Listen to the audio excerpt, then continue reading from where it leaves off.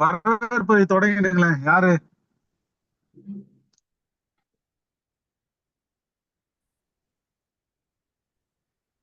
சாரிண்ணே. வரவேற்புரை யாரு? முன்னிலை அவங்களே வரவேற்புரையும் நன்றி வரையும் அவங்களே தான். வரவேற்புரை அவங்களை தொடங்கி சொல்லுங்க.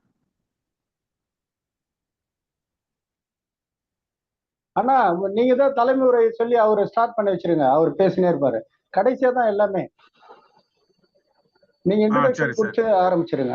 சரி சரி.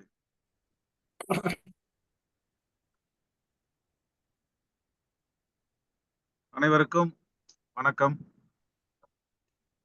தமிழ்நாடு பௌத்தர்கள் சங்க பேரவையின் சார்பாக நடைபெறும் இணைய கருத்தரங்கிற்கு உங்கள் அனைவரையும் வரவேற்பதில் மகிழ்ச்சி அடைகின்றேன். தமிழ்நாட்டில் பௌத்தத்தை மீட்டெடுக்கும் முயற்சியிலும் அதை நிலைப்படுத்துவதிலும் தமிழ்நாடு பௌத்தர்கள் சங்க பேரவை மேற்கொண்டிருக்கும் பல பணிகளுள் ஒன்றாக தமிழ்நாட்டு பௌத்தத்தின் வரலாற்றையும் நிலை பெற்று வாழ்ந்ததையும் வீழ்ந்ததையும் மீண்டும் மீட்டெடுக்கப்பட்டதற்கான சூழலை விளக்குவதற்குமான ஒரு வரலாற்று பின்னணியை தேடுகின்ற சூழலில் வரலாற்று ஆய்வை மேற்கொண்டு தமிழ்நாட்டு பௌத்தத்தின் ஒட்டுமொத்த வரலாற்றையும் திரட்டுகின்ற மாபெரும் பணியில் தமிழ்நாடு பௌத்தர்கள் சங்க பேரவை இன்றைக்கு இணைந்திருக்கிறது.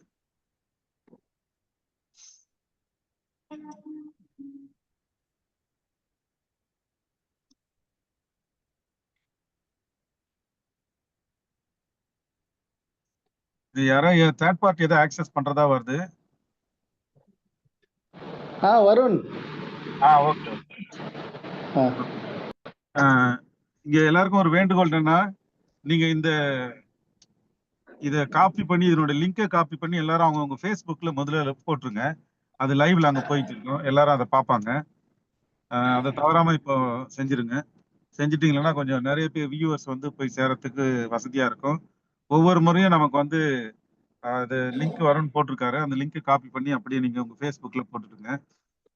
இதனால ஒவ்வொரு முறமும் ஒரு 1000 பேர்கிட்ட இந்த நிகழ்ச்சியை வெளியில இருந்து பார்க்கக்கூடிய வாய்ப்பு நமக்கு இருக்குது. அதனால தவறாம இந்த இப்பொழுதைக்கு பார்த்து கொண்டிருக்கின்ற அனைவரும் தங்களுடைய ஃபேஸ்புக்ல வருண் போட்டிருக்கின்ற அந்த இணைப்பை அதில் தயவு செஞ்சு போட்டுருங்க.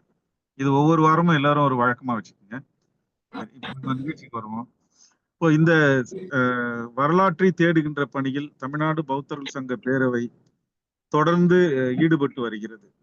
பல்வேறு விதமான முயற்சிகளில் ஒன்றாகத்தான் இதுவும் இப்பொழுது நாம் தொடங்கி இருக்கின்றோம். அந்த வகையில நமது மாபெரும் முயற்சிக்கு தமிழ்நாட்டில் தற்போது இயங்கிக் கொண்டிருக்கின்ற மாபெரும் வரலாற்று அறிஞர்கள், ஆய்வாளர்கள், இலக்கிய வல்லுநர்கள், புலவர்கள்,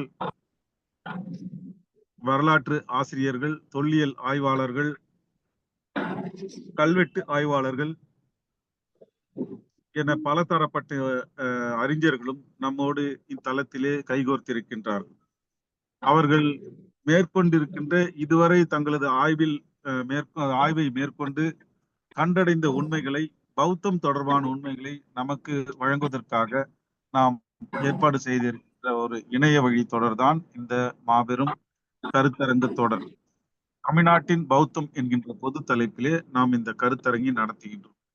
ஒவ்வொரு வாரமும் ஒரு அறிஞர் தனது ஆய்வுரைகளை இந்த சனிக்கிழமை மாலை 6:30 மணிக்கு நமது இணையதளத்தின் வழியாக உரையாற்ற வருகின்றார். இந்த முறை நம்மிடையே உரையாற்ற வருபவர் பேராசிரியர் ஜெயபாலன் அவர்கள். நந்தனம் கலைக்கல்லூரியில் தமிழ்துறை பேராசிரியராக பணியாற்றும் ஜெயபாலன் அவர்கள் பௌத்தம் தொடர்பாக ஏராளமான நூல்களை எழுதியிருக்கின்றார். தலித் வரலாற்று ஆய்வு தொடர்பான பல நூல்களையும் படைத்திருக்கின்றார், கட்டுரைகளையும் படைத்திருக்கின்றார். அவரது எழுத்துக்கள், மொழிபெயர்ப்பில் கூட பல வகையான விவாதங்களை தமிழ்நாட்டில் உருவாக்கி வருகின்றன. பௌத்தம் தொடர்பாக சீரிய பணியை முன்னெடுத்துக் கொண்டிருக்கும் ஜெயபாலன் அவர்களை தமிழ்நாடு பௌத்தர்கள் சங்க பேரவையின் சார்பாக நான் வருகை என்று வரவேற்று எனது வாழ்த்துக்களையும் அவருக்கு தெரிவித்தேன். அவர் இன்றைக்கு பேசுகின்ற பொருள் மிக முக்கியமானது. தமிழ் புலவர்கள் தமிழ் பௌத்தத்தை எவ்வாறு போதித்தார்கள் என்கின்ற பொது தலைப்பின் கீழ் அவர் உரையாற்ற இருக்கின்றார். தமிழ் இலக்கியத்தின் தொன்மை உங்களுக்கு தெரியும்.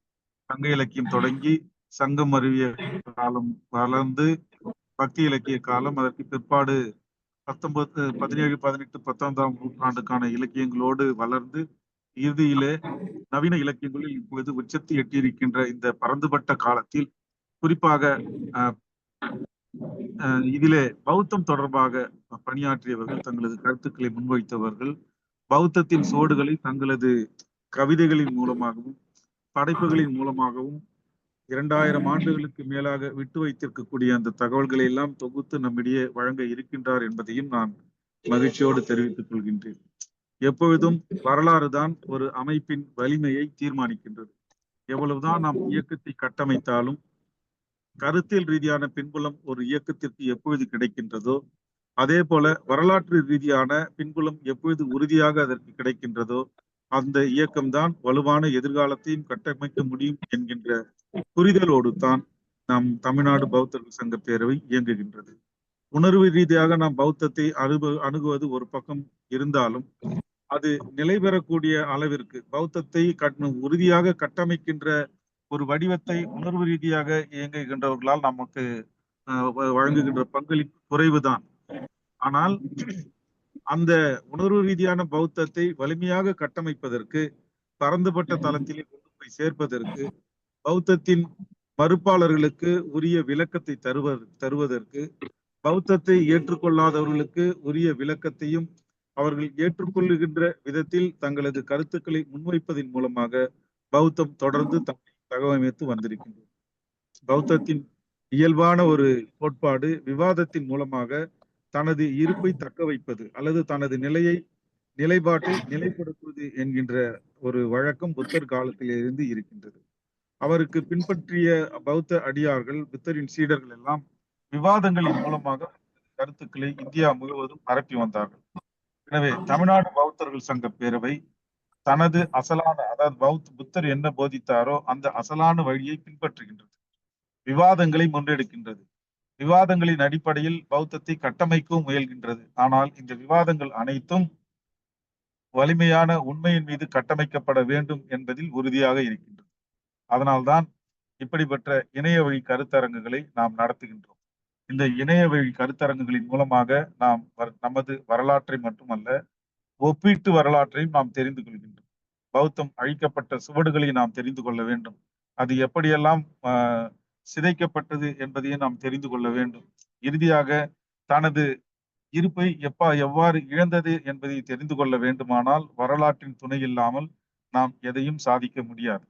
புரட்சியாளர் அம்பேத்கரும் பண்டிதர் அயோத்திதாசரும் லக்ஷ்மி நரசுவும் மீட்டெடுத்த இந்த பௌத்தத்தை நாம் உறுதியாக கட்டமைக்க வேண்டுமானால் வரலாறு மட்டுமே நமக்கு துணையாக இருக்கும். இந்த வரலாற்றின் துணையை பெற வேண்டுமானால் ஜெயபாலன் போன்ற அறிஞர்களின் ஆய்வாளர்களின் பங்களிப்பு நமக்கு மிக மிக அவசியம் என்கின்ற வகையில் அவரது உரை நமக்கு இன்றைக்கு தேவைப்படுகிறது. இந்த நிகழ்ச்சிக்கு வந்த அவருக்கு எனது நன்றியையும் வாழ்த்துக்களையும் நான் தெரிவித்துக் கொண்டு அவரை கருத்துரை ஆற்ற அழைக்கின்றேன். அவர் கருத்துரை ஆற்றி முடித்த பிற்பாடு அனைவரும் கேள்வி பதில், உங்களுக்கான கேள்விகள் ஏதாவது இருந்தால் அவரிடத்திலே நீங்கள் கேட்கலாம். கேள்வி பதில் முடிந்த பிறகு வாழ்த்துரைக்கு பிறகு முன்னிலை உரையாற்றி அவரே நன்றி உரை ஆற்றி நிறைவு செய்வார். நாம் வழக்கமான பாணியை பின்பற்றாமல் எடுத்த உடனேயே தலைமை உரையும் தலைமை உரைக்கு பிறகு கருத்துரையும் என்று போகின்றோம். அப்படி போவதன் மூலமாகத்தான் கருத்துரையாளருக்கு நிறைய நேரம் கிடைக்கின்றது. அதன் மூலம் நீங்கள் எல்லாம் ஒரு ஒளி பொருந்திய வரலாற்றை தெரிந்து கொள்வதற்கான வாய்ப்பும் கிடைக்கின்றது. எனவே முனைவர் ஜெயபாலன் அவர்களை பேச வருமாறு அன்புடன் அழைக்கின்றேன். நன்றி, வணக்கம்.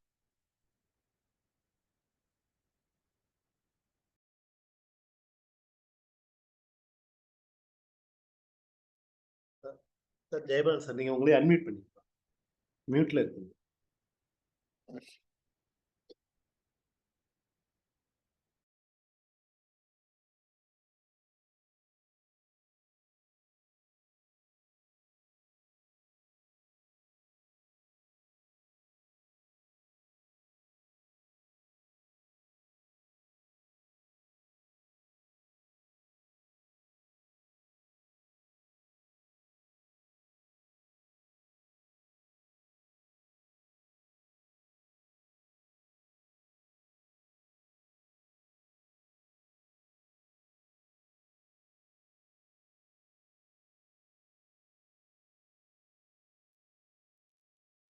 ஹலோ.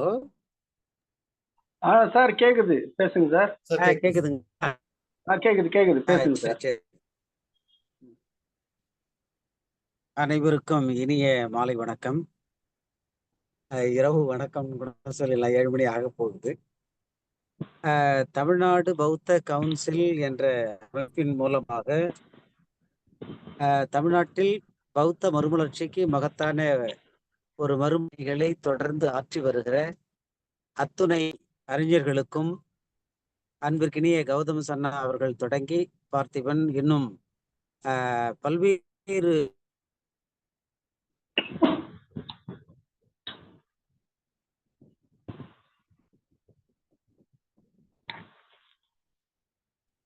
பல்வேறு செயல்பாட்டாளர்கள், பல்வேறு அறிஞர்கள், பிக்குகள், இவர்கள் உள்ளிட்ட அனைவருக்கும் எனது இனிய வணக்கத்தை தெரிவித்துக் கொள்ளுகிறேன். கேக்குது இல்லைங்க சார்? விட்டு விட்டு எனக்கு கொஞ்சம் டிராவலிங்ல இருக்கிறதுனால கொஞ்சம் கட் ஆயிடுது. இல்ல கேக்குது சார், கேக்குது தெளிவா கேக்குது. கேக்குறோம் சார், கண்டினியூ பண்ணுங்க சார். கேக்குது. சரி.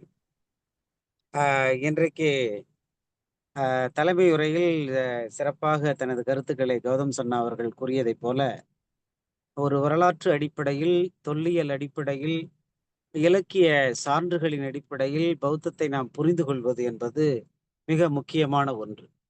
எவ்வாறு ஒரு சமயம் சிறப்பாக இருக்க வேண்டும் என்றால் அதற்கு நம்பிக்கை மற்றும் பல விஷயங்கள் தேவைப்படுகிறது என்பது அது ஒரு பக்கம் இருந்தாலும், பௌத்தத்தை நாம் வரலாற்று அடிப்படையிலும் அறிவியல் பூர்வமாகவும் அறிவுபூர்வமாகவும் அறிந்து கொள்ள வேண்டியது மிக முக்கியமான ஒன்று. அந்த அடிப்படையில் தான் இந்த கருத்தரங்கம் தொடர்ந்து நடைபெற்று வருகிறது. அந்த தன்மையில் இன்றைக்கு தமிழ் புலவர்கள் பௌத்தத்தை போதித்த வரலாறு என்ற பொருண்மையின் கீழ் உங்களோடு உரையாற்ற விரும்புகிறேன். அதற்கு முன்னதாக சில செய்திகளை இங்கு கூற விரும்புகிறேன். இந்தியாவின் வரலாற்றை நாம் புரிந்து கொள்ள வேண்டியது மிக முக்கியமான ஒன்று. இந்தியாவின் வரலாற்றை நாம் புரிந்து கொள்ள வேண்டும் என்றால், இந்திய பெருநிலப்பரப்பில் இந்திய துணைக்கண்டத்தை தாண்டி வெளியே மிகப்பெரிய தாக்கத்தை செலுத்திய 2 மரபுகளை பற்றி நாம் அறிந்து கொள்ள வேண்டும். ஒன்று தமிழ் மரபு, இன்னொன்று பௌத்த மரபு. தமிழ் மரபு என்பது ஒரு மொழி மரபாக நாம் பார்க்கிறோம். அதை இன மரபாக, திராவிட இன மரபு என்றும் நாம் பின்னாளில் மாற்றி இருக்கிறோம். இருப்பினும் அது தமிழ் மரபு தான். தமிழ் மரபு என்பது மொழி மரபு. அந்த அடிப்படையில் தமிழ் மரபு என்பது இந்திய பெருநில பரப்பிற்கு மட்டுமல்லாமல் அது ஆசிய நாடுகளிலும் ஐரோப்பிய நாடுகளிலும் உலக அளவில் பறந்து நமது அன்பிற்கினிய சுபாஷினி மேடம் அவர்கள் நடத்துகிற தமிழ் மரபு அறக்கட்டளை போல அந்த தமிழ் மரபு என்பது ஏதோ தமிழ் மண்ணோடு மட்டுமல்ல, அது உலகளாவிய நிலையில் தமிழ் ட்ரெடிஷன் என்பது நிற்கிறது. இதை போலவே இன்னொரு மரபு உலகளாவிய மரபாக இந்திய மண்ணில் தோன்றி உலகளவில் நிற்கிறது. அதுதான் பௌத்த மரபு. அது இந்திய மண்ணில் கிமு 6ஆம் நூற்றாண்டில் தோன்றியிருந்தாலும் அது ஆசிய நாடுகளிலும் பிறகு ஐரோப்பிய நாடுகளிலும் இன்றைக்கு இன்னும் உலகின் அத்தனை கண்டங்களிலும் ஊடுருவி நிற்கிற ஒரு மரபாக, ஒரு வாழும் மரபாக இருக்கிறது.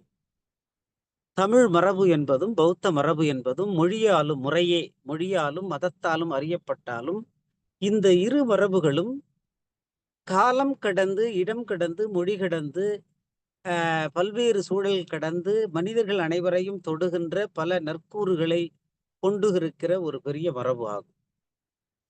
அந்த அடிப்படையில் இப்ப அண்மையில் கூட நமது தமிழக அரசு அறிவித்திருக்கிற இரும்பினுடைய கண்டுபிடிப்பு என்பது 5300 ஆண்டுகளுக்கு முன்னரே உலகத்திலேயே இரும்பின் கண்டுபிடிப்பை முன்னிறுத்தியவர்கள் தமிழர்கள் என்று கூறுகின்ற இப்படிப்பட்ட பல்வேறு பாரம்பரிய சிறப்புமிக்க விடயங்கள் நம்மிடம் இருக்கின்றன. அது ஏதோ சமகால அரசியல் சார்ந்த ஒன்று என்று மட்டும் பார்த்து விடாமல் நமது தமிழ் மரபுக்கு, தென்னிந்தியாவினுடைய வரலாற்று முக்கியத்துவத்துக்கான சிறப்புகளை நாம் புரிந்து கொள்ள வேண்டும். இந்திய வரலாற்றை புரிந்து கொள்வதற்கு இவையெல்லாம் ஒரு முற்படு தேவைகள். பாபா சாஹேப் அம்பேத்கர் அவர்கள் பொது உடைமைக்கான முற்படு தேவைகள் என்று ஒரு வாசகத்தை சொல்லுவார்.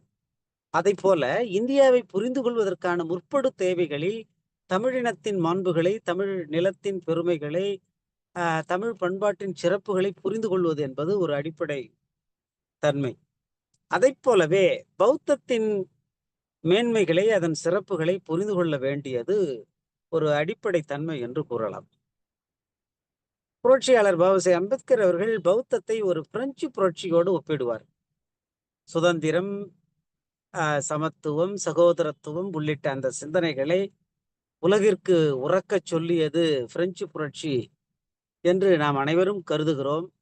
நவீன என்லைட்டன் பீரியட் என்பது 16, 17ஆம் நூற்றாண்டுகளில் ஐரோப்பாவில் தொடங்கியது என்று நாம் எண்ணுகிறோம். இருந்தாலும் என்லைட்டன் பீரியட் என்றால் அது பிரெஞ்சு புரட்சியே சொண்டக்காய் என்று சொல்லக்கூடிய அளவில் இந்தியாவில் நடந்த பௌத்தம் என்பது மாபெரும் பிரெஞ்சு புரட்சிக்கு நிகரானது என்று பாபா சாஹிப் அம்பேத்கர் கூறுகின்ற அதே சொற்களை தமிழ் பேரறிஞர் மறைமலை அடிகளும் பயன்படுத்துகிறார் என்பதை இந்த உரையின் தொடக்க பகுதியிலேயே நான் குறிப்பிட விரும்புகிறேன். மறைமலை அடிகள் அவர்கள் 1906, 7ஆம் ஆண்டுகளிலேயே 20ஆம் நூற்றாண்டின் தொடக்க காலத்திலேயே பட்டினிப்பாலை ஆராய்ச்சி, முல்லைப்பாட்டு ஆராய்ச்சி உள்ளிட்ட பொழுது அந்த முல்லைப்பாட்டு ஆராய்ச்சியில் தமிழ் பாட்டின் சிறப்பியல்பு என்று கூறுகிறார். அந்த கூறுகின்ற இடத்தில் தமிழ் படைப்புகள், குறிப்பாக சங்க இலக்கியங்கள் இவ்வளவு சிறப்பாக இருப்பதற்கான காரணங்கள் என்ன என்று அவர் மதிப்பிடும் பொழுது இந்திய பெருநிலப்பரப்பில் எழுந்த பௌத்தத்தை குறிப்பிடுகிறார். பௌத்தம் என்பது ஒரு பிரெஞ்சு புரட்சிக்கு நிகரான ஒரு அறிவு புரட்சி. அந்த அறிவு புரட்சியினுடைய தாக்கம், புறத்தாக்கம் என்பது தமிழ் வாழ்வில் மிகப்பெரிய தாக்கத்தை நிகழ்த்தி இருக்கிறது. அதுவும் ஒரு புறக்காரணம். தமிழ் பாடல்கள் தனித்தன்மையோடு மனித வாழ்க்கையோடு ஒட்டி இருக்கிறது. அது பல்வேறு சிறப்பு கூறுகளை கொண்டிருக்கிறது என்று மறைமலையடிகள் கூறுகிறார். இப்படி தமிழ் மரபில் பௌத்தத்தினுடைய தாக்கம் எப்படியெல்லாம் இருக்கிறது என்பதை நாம் அறிந்து கொள்ள வேண்டியது மிக முக்கியமான ஒன்று. தமிழ் மொழியை சொல்லும் பொழுது சமயங்கள் தோறும் நின்ற மொழி என்று சொல்வார்கள். தமிழ் மொழி என்பது வைதீக சமயத்தை மட்டுமல்ல, பௌத்த ஜைனத்தை மட்டுமல்ல, சைவ வைணவத்தை மட்டுமல்ல, பிற்காலத்தில் இஸ்லாம், கிறிஸ்துவம், இன்னும் சீக்கியம் உள்ளிட்ட பல்வேறு சமயங்களையும் தமிழ் மொழி சரியாக உள்வாங்கி அந்த மொழியினுடைய கருத்துக்களை, அந்த மொழியில் தோன்றிய சான்றோர்களின் கருத்துக்களை தமிழ் வெளிப்படுத்தி இருக்கிறது. இதை போலவே இயக்கங்கள் தோறும் உலக இயக்கம்னா ஏதோ அரசியல் இயக்கம் மட்டும் அப்படின்னு நினைச்சிருவேன். உலகத்தில் தோன்றுகிற எப்படிப்பட்ட இயக்கங்களாக அது ஒரு இலக்கிய இயக்கமாக இருக்கட்டும், அரசியல் இயக்கமாக இருக்கட்டும், அறிவு சார்ந்த இயக்கமாக எப்படிப்பட்ட இயக்கமாக இருந்தாலும் அந்த அறிவு சார்ந்த விஷயங்களை எல்லாம் உள்வாங்கிக் கொள்வதில் தமிழ் மரபு என்பது ஒரு மிக சிறப்பான ஒரு மரபாக இருக்கிறது. அந்த தன்மையில் நாம் பார்க்கும் பொழுது சங்க கால இலக்கியங்கள், ஏனென்றால் நமக்கு ஒரு 3000, 4000 ஆண்டு மரபு இருக்கிறது, இலக்கிய மரபு. இந்திய மண்ணில் நமது தமிழ் இலக்கியங்களோடு ஒப்பிடக்கூடிய இலக்கியங்கள் என்றால் சமஸ்கிருத இலக்கியங்களை சொல்லலாம். அதற்கு அடுத்தபடியாக பாலி மொழி இலக்கியங்களை சொல்லலாம். அடுத்து பிராகிருத மொழி இலக்கியங்களை சொல்லலாம். இந்த 4 மொழி இலக்கியங்கள் மட்டும்தான் இந்திய மண்ணில் ஒரு 3000, 4000 ஆண்டு அல்லது ஒரு 2500, 600 ஆண்டுகள் ஒரு பாரம்பரியம் கொண்டதாகவும், சமகாலத்திலும் அது பல மாற்றங்களை ஏற்படுத்தி வளர்ந்து கொண்டே இருக்கின்ற மொழிகளாகவும் இருக்கிறதுன்னு சொல்லலாம். உலக அளவில் நம்ம எடுத்துக்கிட்டோம்னா சீனம், ஜப்பானியம், இந்த 2 மரபுகளோடு ஒப்பிடலாம். லத்தீன், கிரேக்கம் கூட இன்னைக்கு இருந்தாலும் அதனுடைய மரபு பெருமளவு அறுபட்டு நிற்கிறது. ஆனால் ஜப்பானியம், சீனம், தமிழ் இந்த 3 மரபும் வேறு அறுபடாமல் ஒரு லிவிங் ஒரு லிட்ரேச்சர், லிவிங் ட்ரெடிஷன் அப்படின்னு சொல்லக்கூடிய அளவில் இருக்குது. இப்படிப்பட்ட இந்த தமிழ் மரபு பௌத்தம் என்ற மதத்தை எவ்வாறு உள்வாங்கிக்கிச்சுன்றத ஒரு 2 விஷயமா நம்ம பார்க்கலாம். ஒன்று, பௌத்தத்தை நேரடியாக தமிழில் பெயர்த்து கொடுக்கிற ஒரு மரபு. அது சங்க காலம் தொடங்கி நம் சமகாலம் வரை பௌத்தத்தை நேரடியாக உள்வாங்கி அல்லது மொழிபெயர்த்து கொடுக்கின்ற ஒரு தன்மை. இன்னொன்று, பௌத்தம் அதே கருத்துக்களை இங்கேயே இந்த மண்ணிலேயே பேசிய தன்மை. ஏனென்றால் அறிவியல் சொல்லுகிறது, ஒரே விதமான காரண காரியங்களும் சூழல்களும் இருக்கும் பொழுது ஒரே விதமான சிந்தனைகள் தோன்றும் என்பது அறிவியல் பூர்வமான ஒன்று. இப்போ நம்ம உத்தரப்பிரதேசம், பீகார் பகுதிகளில் அந்த கேஞ்சஸ் பெல்ட் என்று சொல்லப்படக்கூடிய கங்கை நதி பள்ளத்தாக்கு பகுதிகளுக்கு சென்றோம்னா, இங்க காவிரி வைகை படுகை எப்படிப்பட்ட பண்பாடை வச்சிருக்கோ அதே நிலப்பரப்பு தான் இருக்கும். அப்போ அதே போல சூழல் இருக்கும்போதுதான் அங்க மகதம், கோசலம் என்ற பெரும் பேரரசுகள் அங்க உருவாகுது. அதாவது அந்த கங்கை நதி பள்ளத்தாக்குகள், இன்றைக்கு அது யூபி, பீகார் அப்படின்லாம் சொல்றோம். நமது மண்ணில் சேர, சோழ, பாண்டிய பேரரசுகள் தோன்றியிருக்கு. இந்திய துணைக்கண்டத்தில் தோன்றிய முதல் பெரும் பேரரசுகள் கங்கை நதி தீரத்திலும் இங்கு நம்ம காவிரி வைகை படுகைகளிலும் தான். அப்போ இந்த 2 இடங்களிலுமே நம்ம சங்க இலக்கியத்தை எடுத்து நம்ம படிக்கும் பொழுது, சங்க இலக்கியம் ஏதோ தமிழ்நாட்டுக்கு மட்டும் உரியதுன்னு நம்ம தமிழ்ல இருக்கிறதுனால அப்படி நினைச்சுக்கிறோம். ஆனால் உண்மையில் அது இந்திய பெருநிலப்பரப்பின் இலக்கியம். இந்தியாவில் இருக்கிற எல்லா மொழிக்காருமே தமிழ் இலக்கியத்தை, குறிப்பாக சங்க இலக்கியங்களை, நம்ம நீதி இலக்கியங்களை படிக்கணும். அல்லது நாம மொழிபெயர்த்தாவது கொடுக்கான பல வேலைகளை செம்மொழி நிறுவனங்கள் போன்ற அமைப்புகள், உலக தமிழ் ஆராய்ச்சி நிறுவனங்கள், அப்புறம் தமிழ் பல்கலைக்கழகங்கள் போன்ற அமைப்புகளும் செய்யுது. அப்போ அதை போல ஒரே மாதிரியான காரண காரியங்கள் அந்த கங்கை நதி பள்ளத்தாக்கிலும் இங்க காவிரி வைகை படுகைகளிலும் இருந்த காரணத்தினால நமது மண்ணில் தோன்றிய பல்வேறு சிந்தனைகள் பௌத்தத்தோட அப்படியே பொருந்தி வருது.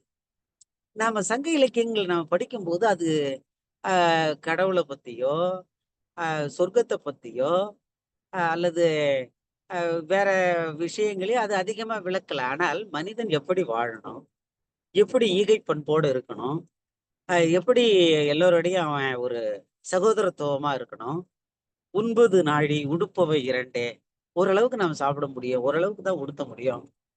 அதாவது நாமளே எல்லாத்தையும் அனுபவிக்கணும்னு நினைக்கிறது பலவற்றை நம்ம இழந்துடுவோம் அப்படின்னு சொல்ற அந்த வாழ்க்கைக்கான அடிப்படை தேவைகள், விஷயங்கள், அதெல்லாம் சங்க இலக்கியங்கள்ல.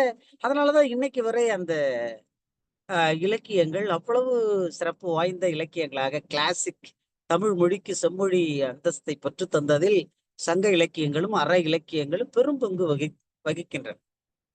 இன்று வரை அது ஒரு கான்டெம்பரரி ரெலவெண்ட் லிட்ரேச்சர் என்று சொல்லக்கூடிய அளவுல நம்ம சங்க இலக்கியங்கள் விளங்குகின்றன. அப்போ இந்த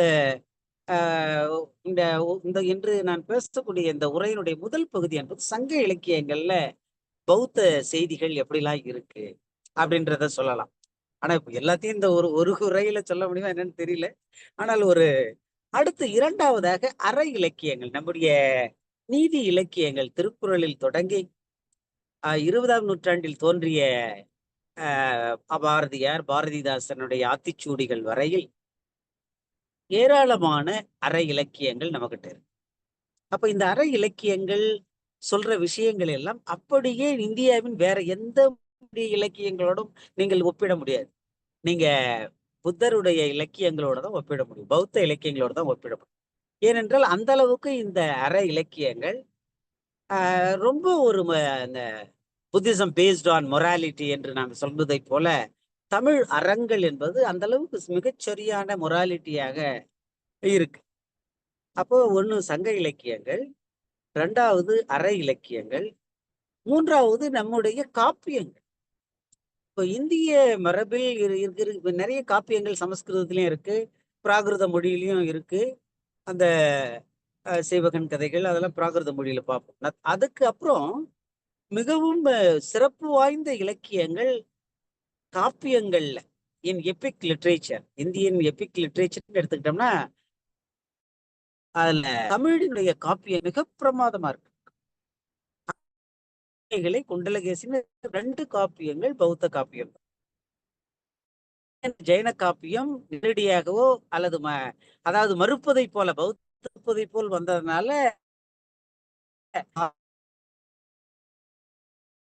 இருக்கும்னு அந்த பகுதிகள் மூலமாக மிக ஆழமாக பௌத்த கருத்துக்களை மறுக்கின்ற தன்மையில் அதுல நம்ம நிறைய பார்க்கணும்.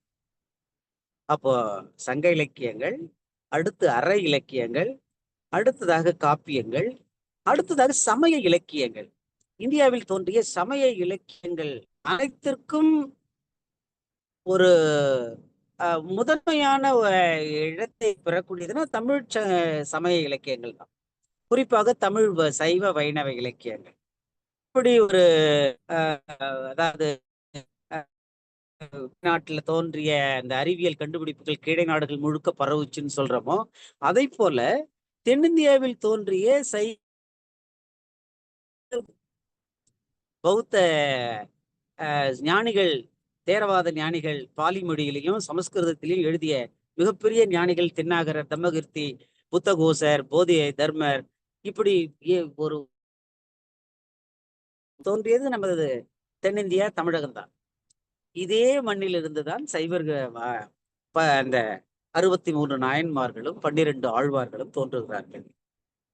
அப்போ அதனுடைய தோற்றத்தை, அதனுடைய பக்தி இலக்கியங்களுடைய பங்களிப்பை நம்ம அதை ஏனோ தானே நம்ம அதை குறைத்து மதிப்பிட விடவும் முடியாது. அப்போ அந்த பக்தி இலக்கியங்களில் பௌத்த கூறுகள் எப்படி இருக்கு? இப்போ சமகாலத்தில் ஒரு அரசியல் இயக்கம் இன்னொரு அரசியல் இயக்கத்தை உள்வாங்க வேண்டும் என்றால் அதன் கொள்கைகளை அப்படியே உள்வாங்கும். அதனுடைய கையாளர் விஷயங்களை அப்படியே உள்வாங்கும்.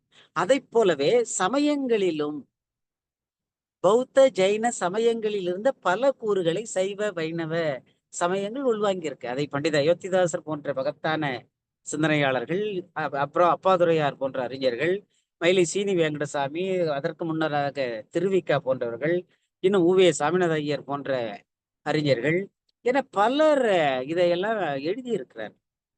அப்போ சைவ வைணவ மரபு சமண பௌத்த மரபை உள்வாங்கிக்கிட்டு தான் தமிழ் மண்ணில் அது நிலை கொள்ளுகிறது, அது வளர்கிறது.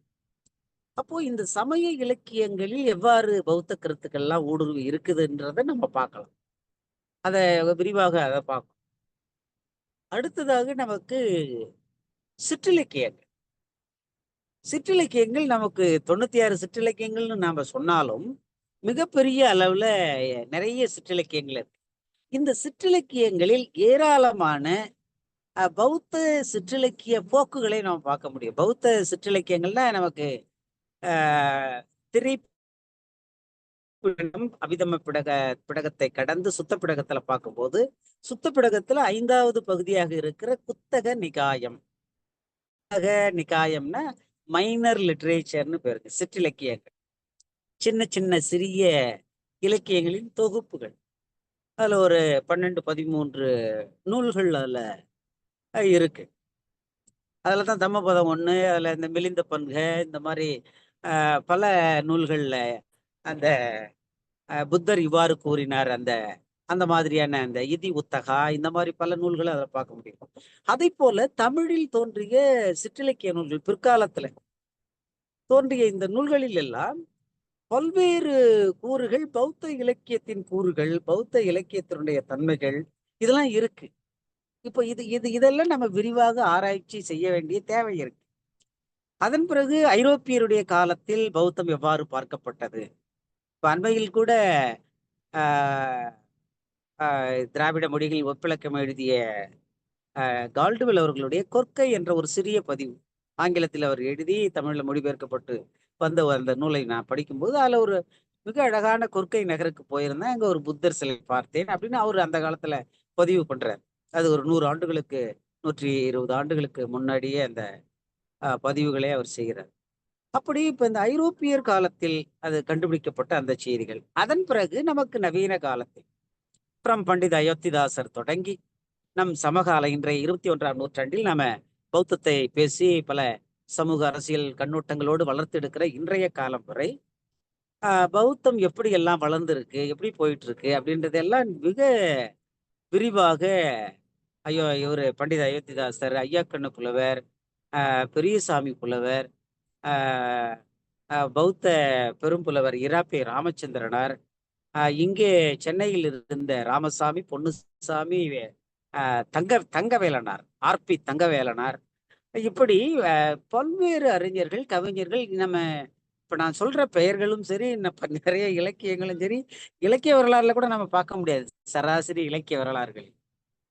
ஏனென்றால் அருமை நண்பர்களே, அறிஞர் பெருமக்களே, சிந்தனையாளர்களே, இந்த நிகழ்வுக்கு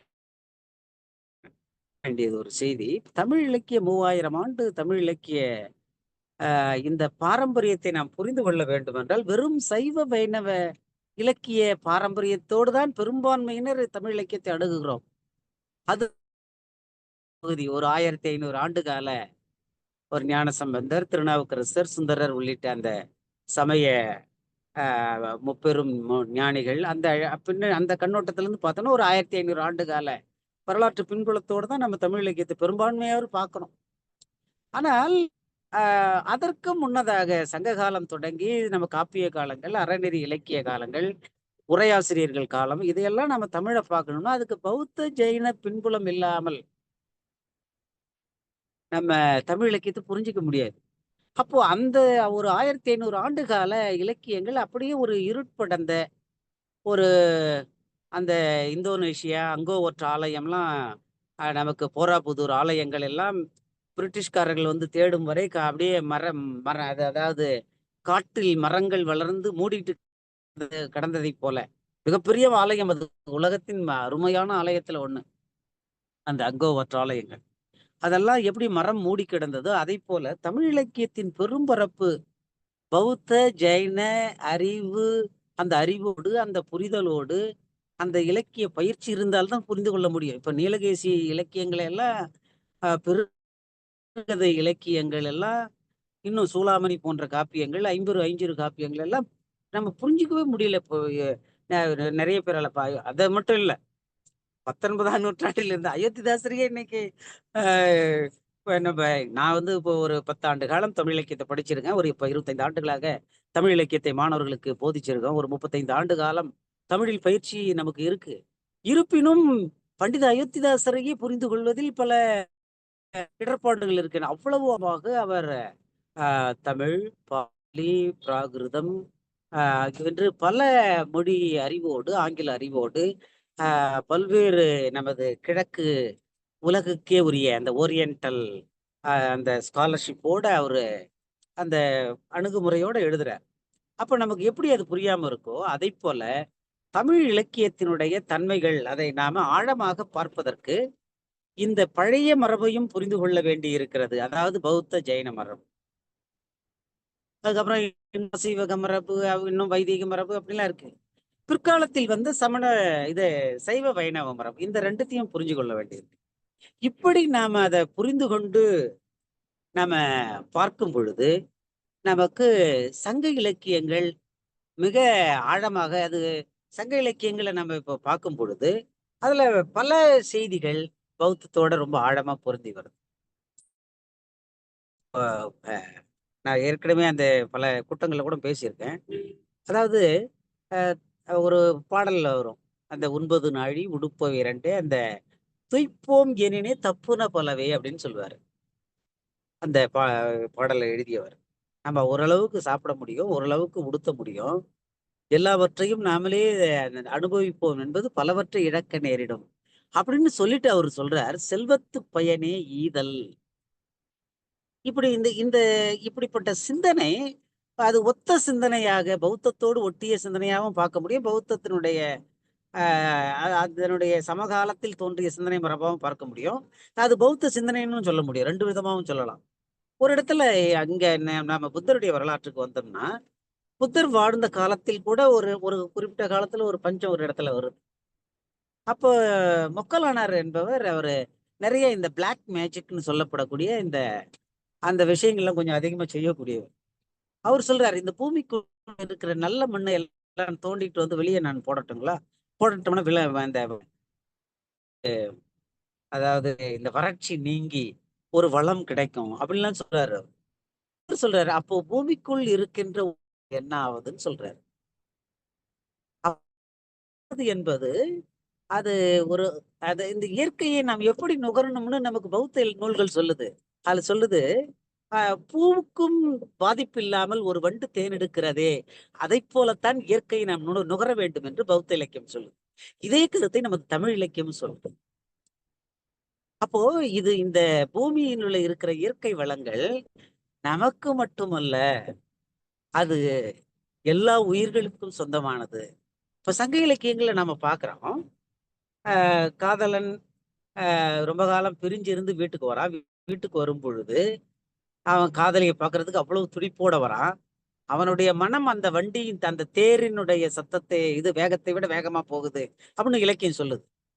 அப்படி வரும்பொழுது கூட அந்த தேரினுடைய மணி சத்தத்தை கேட்டு தும்பிகள், அந்த ஆண் தும்பியும் பெண் தும்பியும் இணைஞ்சிருக்கிற தும்பிகள் இன்பம் அது பாதிக்கப்பட்டு விடக்கூடாதுன்னு அந்த மணியினுடைய நாவை கட்டுவதாக. இதை போலவே சம்யுக்த நிகாயத்தை நம்ம படிச்சு பார்த்தோம்னா அதுல ஒரு இடத்துல வருது, இந்திரன் போவதை போல ஒரு தேர்ல போறான். அப்படி போகும் பொழுது அங்கே இரைகளை எடுத்துக்கொண்டிருக்கிற பறவைகள் பாதிப்பு வந்து விடக்கூடாது, அதுக்கு பாதிப்பில்லாமல் தேரை ஓட்டு மாதலி, இந்திரனுடைய தேரோட்டி மாதலி. அந்த மாதலியிடம் இந்திரன் சொல்வதாக நமக்கு சம்யுக்த நிகாயத்தில் ஒரு பகுதி வருது. இப்படி நம்ம தமிழ் இலக்கியத்தை புரிந்து கொள்வதற்கு அந்த தமிழ் இலக்கிய காலத்தில் உருவான பௌத்த இலக்கியங்களையும் ஒட்டி நாம பார்க்கணும். இப்ப இந்த மாதிரி சில செய்திகளை மட்டும் நான் இங்க சங்க இலக்கியங்களோடு நாம பார்க்கும்போது நான் குறிப்பிடுறேங்க. அடுத்ததாக நம்ம பார்க்கும் பொழுது அற இலக்கியங்கள், தமிழ் அறங்கள் மிக ஆழமான சிறந்த பண்புகளோடு இருக்கின்ற அறங்கள். நீங்க சமகாலத்தில் இருக்கிற தமிழர்களை வச்சுக்கிட்டு இவங்க சாதியோட இருக்கிறாங்க, இந்தியா முழுக்க இருக்கிற சாதி சிக்கல்கள் இங்கேயும் இருக்கு, இந்தியா முழுக்க இருக்கிற அதே ஒடுக்குமுறைகள் இங்கேயும் இருக்கு, இதுல என்னங்க பெருமை தான் அப்படின்னு நம்ம பார்க்கறது என்பது அது ஒரு பக்கம். அது நியாயமான கோபம், அது அது வேற விஷயம். ஆனால் நீங்க தமிழ் இலக்கியங்களை நம்ம திருக்குறளை, நாலடியாரை, இன்னும் இருக்கிற நம்ம இந்த 14 கீழ்க்கணக்கு நூல்கள், இன்னும் ஔவையாருடைய படைப்புகள் பாருங்க அருமை நண்பர்களே, தோழர்களே.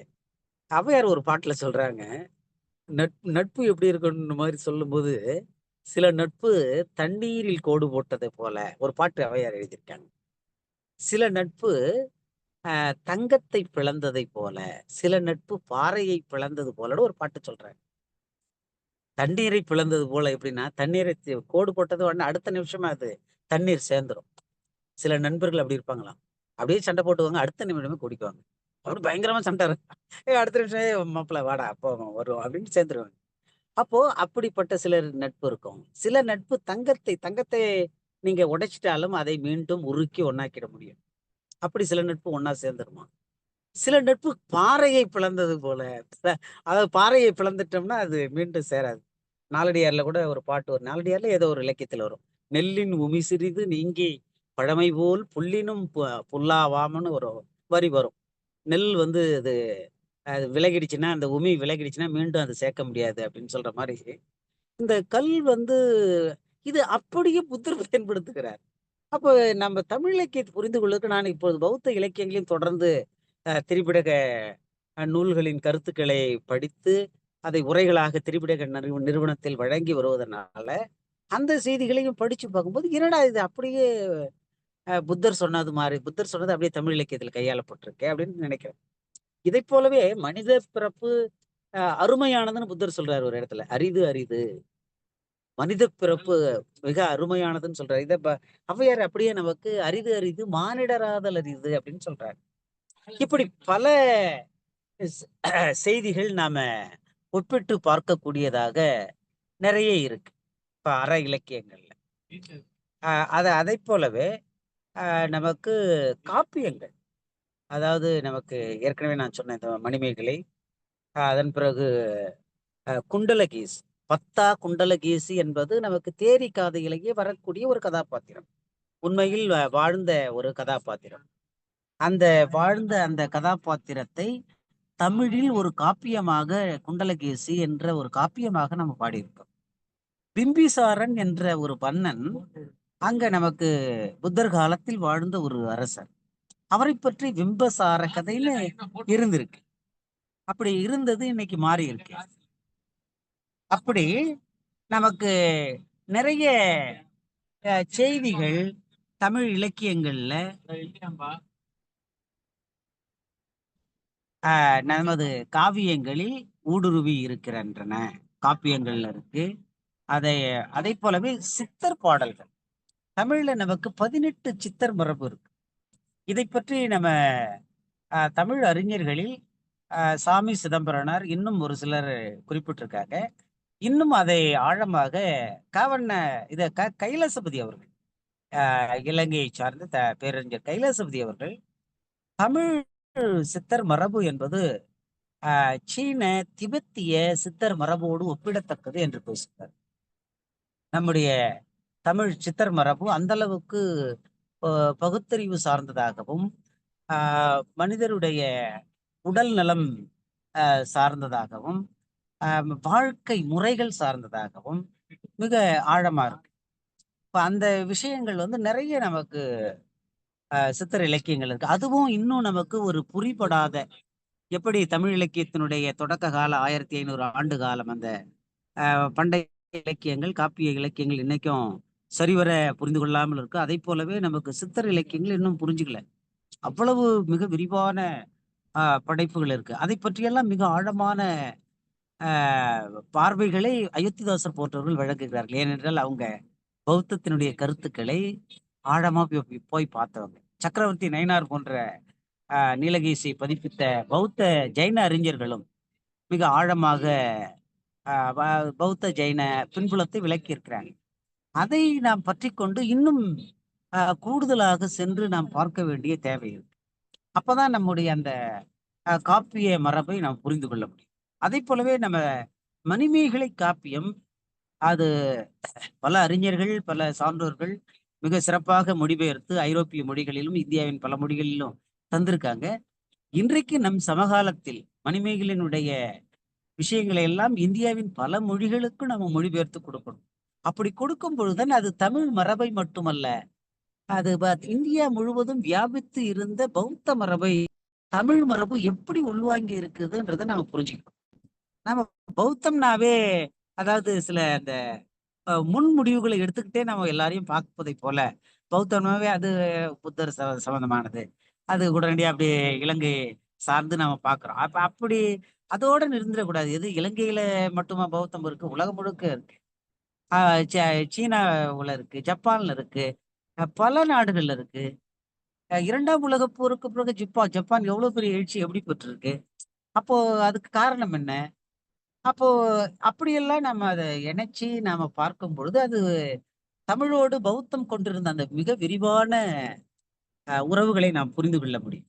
இந்த இடத்தில் நாம் திறந்த மனசோடு பார்க்கணுன்றதுக்கு ஒண்ணு பண்டித அயோத்திதாசரை நான் சொல்லுவேன். இன்னொருவர் நமது ஊவே சாமிநாத ஐயர் அவர் முதலாக பதிப்பித்த காப்பியம் ஒரு ஜைன காப்பியம், சீவக சிந்தாமணி.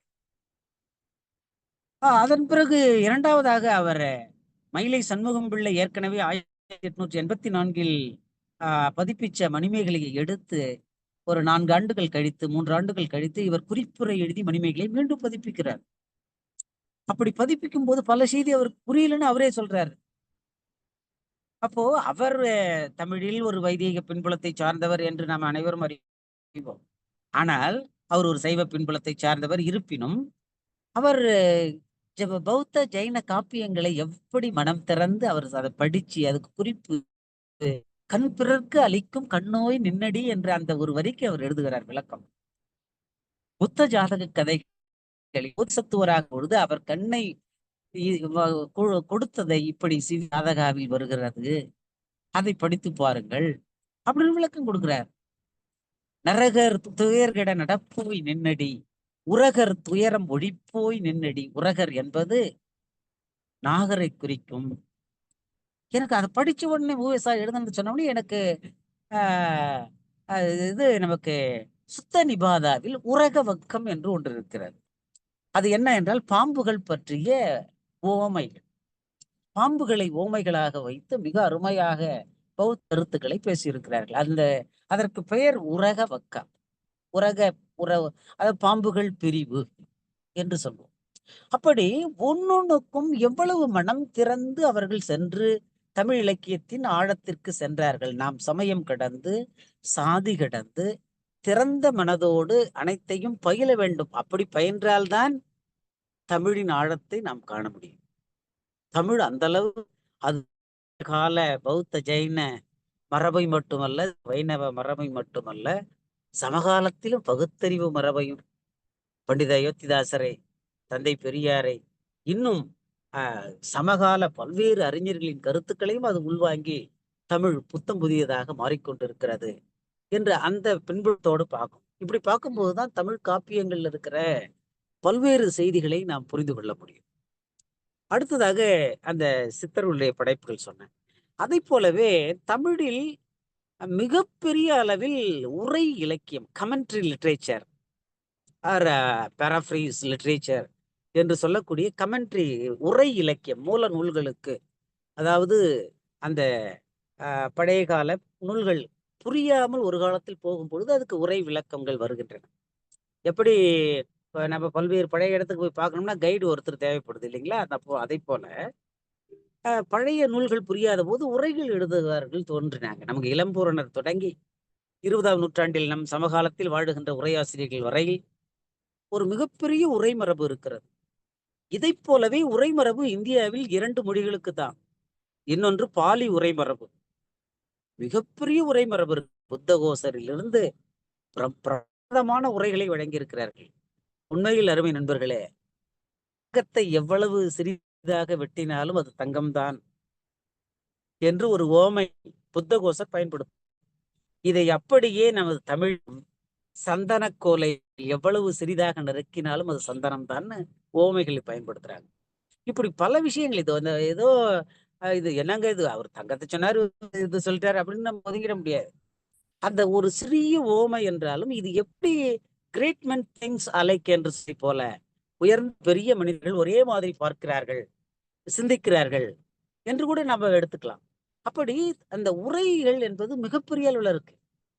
இப்போ உங்களுக்கு பாலி மொழியில உரைகளுக்கெல்லாம் தீப என்று சொல்வார்கள். எப்படி ஒரு தீபம் ஏற்றினால் அது வெளிச்சம் தருமோ அதை போல அது அந்த தீப அந்த அப்படி, அதாவது சம்யுக்த தீப, தீக நிகாய தீப அப்படின்லாம் சொல்லுவாங்க. அந்த அப்படி தீவக அணின்னு ஒரு அணி இருக்கு நமக்கு.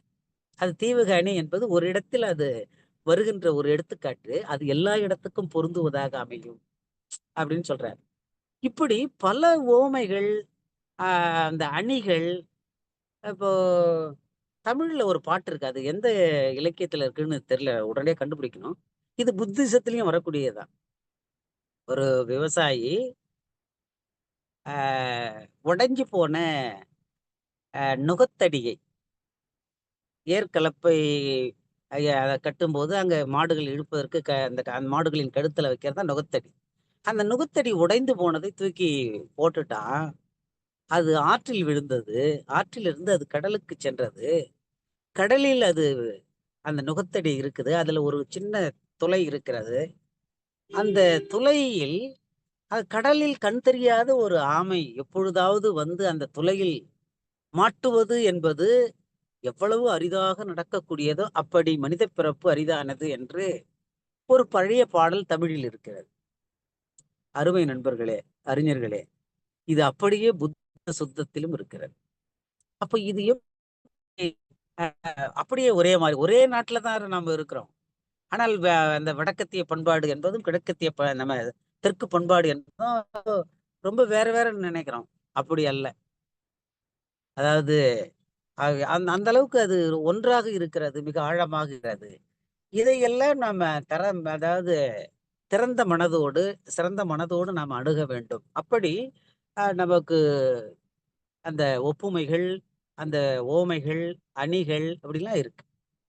இன்னும் தமிழ்ல இருக்கிற விருத்த என்னும் யாப்பு வகை, விருத்தத்தில் சிறந்தவர் கம்பர்னு நாம சொல்றோம். அந்த விருத்தம் என்னும் யாப்பு வகை கூட பௌத்தர்களால் தமிழ் உருவாக்கப்பட்டது, ஜைனர்களால் உருவாக்கப்பட்டது என்று நம்ம மயிலை சீனி வெங்கடசாமி போன்றவர்கள் ஒப்பிடுறாங்க. இப்படி பல இலக்கிய வகைகள், காதை, அது நமக்கு எப்படி நமக்கு பௌத்தத்திலையும் காதா அப்படி என்பது உண்டு, நமக்கு இங்கேயும் உண்டு. அதை போலவே நம்ம இலக்கிய வடிவத்தை ஆசிரியர் நான் பார்த்து பிள்ளைகளுக்கு சொன்ன அந்த அனுபவத்தை சொல்றேன். உரை இடையிட்ட பாட்டுடை செயல்னு நமக்கு சிலப்பதிகாரத்தை இடையிடையில பாட்டும் வரும், உரையும் இருக்கும். இப்படி பௌத்த நூல்களில் உரையும் இருக்கும், பாட்டும் இருக்கும்.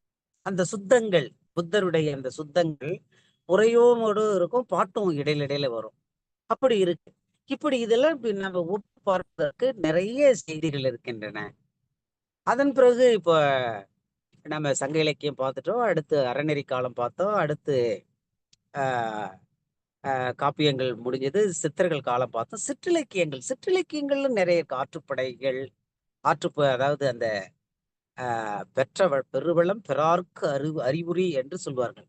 அதாவது கிடைக்காதவனுக்கு நீ இந்த வழியில போப்பா, இந்த மன்னனை பாரு, இந்த வள்ளலை பாருன்னு சொல்றக்கூடிய அதுதான் ஆற்றுப்படைன்னு சொல்றோம். இந்த ஆற்றுப்படை என்பது பௌத்தத்தில் மிகப்பெரிய அளவிலே அங்க பேசப்படுகிறது. ஞானத்தை பெறாதவன் பெற்றவன் துடிப்பவனுக்கு அந்த வழியில போக வேண்டும் என்று எண்ணுபவனுக்கு எப்படி வழிகாட்டணும் என்பதை குறித்து புத்தருடைய உரைகள் மிக விரிவாக இருக்கு.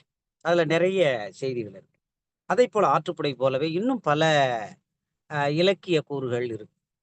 நமக்கு 20ஆம் நூற்றாண்டில் கூட பெரம்பை முருகேசன் என்பவர் புத்தர் கலம்பகம் என்ற ஒரு நூலை எழுதியிருக்கிறார். இன்னும் பல சிற்றிலக்கிய நூல்கள் தமிழ்ல உருவாகி இருக்கு. ஆனா நேரடியாக அது பௌத்தத்தோடு தொடர்புடையவல்ல, சைவ வைணவத்தோடு தான் தொடர்புடையதா இருக்கு. ஆனால் இந்த இடத்துல நாம என்ன செய்யணும்னா, பண்டித அயோத்திதாசரை படித்து பார்க்கும் பொழுது அவர் அச்சுக்கு வராத ஏராளமான நூல்களை குறிப்பிடுகிறார். அப்போ தமிழ்ல அச்சுக்கு வந்து ஓரளவுக்கு கிடைச்சதுதான் நாம பார்க்கணும். அப்ப அச்சுக்கு வராத ஏராளமான நூல்கள். இப்ப நான் 2010ஆவது ஆண்டில் முருகேச பாகவதரை மறுபதிப்பு செஞ்சேன். அப்படி மறுபதிப்பு செய்ததனால் இப்ப பல ஆளுமைகள், ஒரு 20-30 ஆளுமைகளை இப்ப நம்ம எடுத்து விரிவா ஆய்வு செய்யக்கூடிய அளவுக்கு அவர் எழுத்துக்கள் மூலமா அறியப்படுது. ஒரு அறிஞரை நாம் வெளியே எடுக்கும் பொழுது 20-30 ஆளுமைகள்.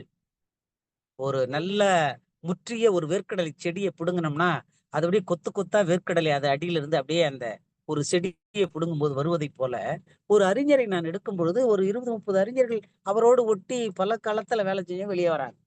அவங்கள பார்க்க முடியுது. அதை போல அயோத்திதாச பண்டிதர் மூலமாக ஏராளமான தமிழ் இலக்கிய மரபில் மறைக்கப்பட்ட பல இலக்கியங்களை பார்க்கிறோம்.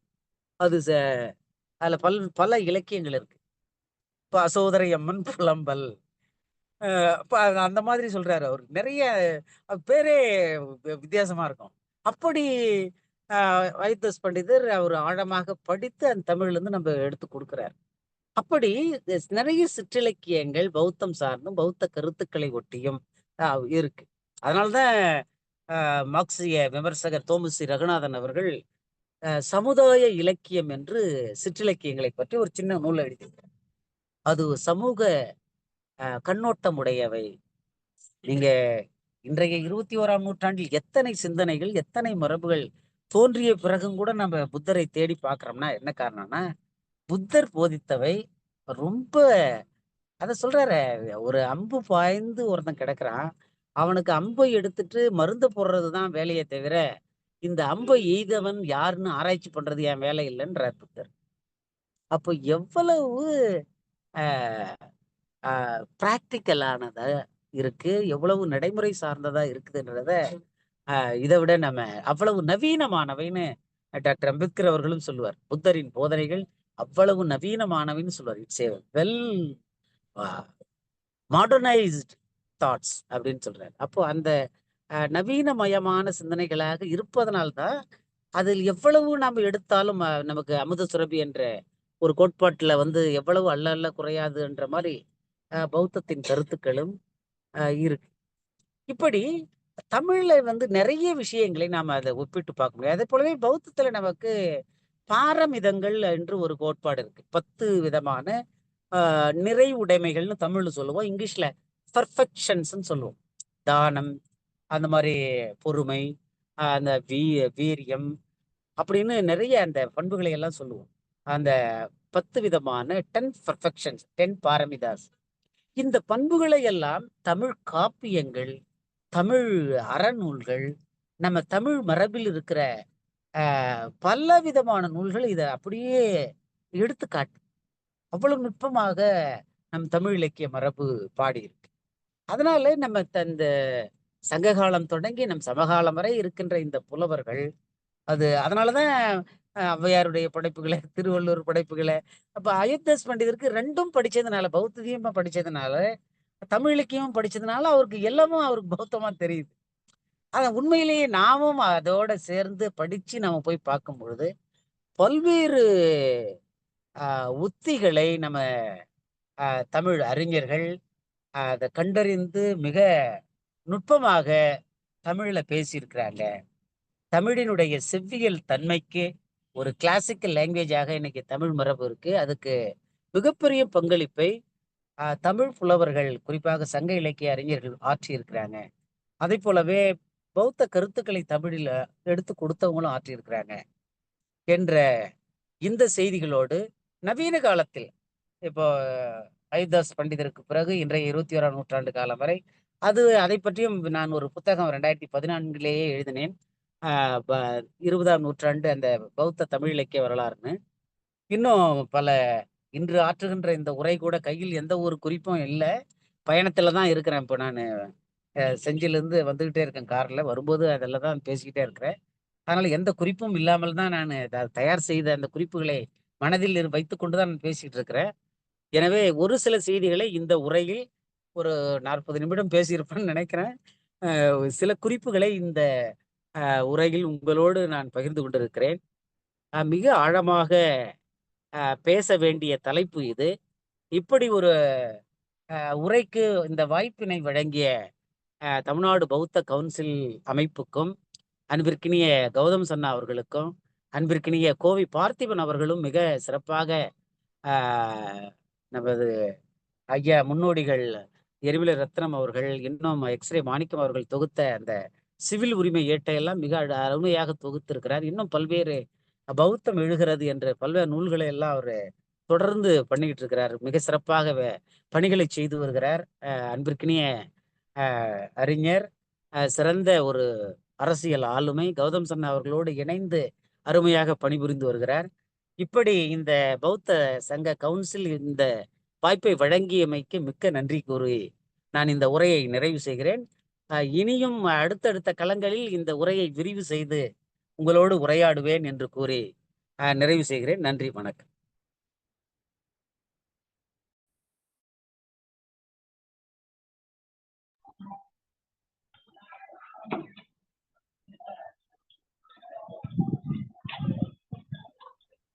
மிக்க நன்றி ஐயா. தெளிவான ஒரு நீண்ட நிறைவு. இல்ல சன்னான் இல்ல. அப்போ இன்றைய தலைப்பிலிருந்து கேள்விகள் கேட்கலாம். யாருக்காவது இன்றைய தலைப்புல பேசின தலைப்புல ஏதாவது கருத்துக்கள் இல்ல சந்தேகங்கள், கேள்விகள் இருந்தா கேட்கலாம். அன்மியூட் பண்ணிட்டு நீங்க கேட்கலாம்.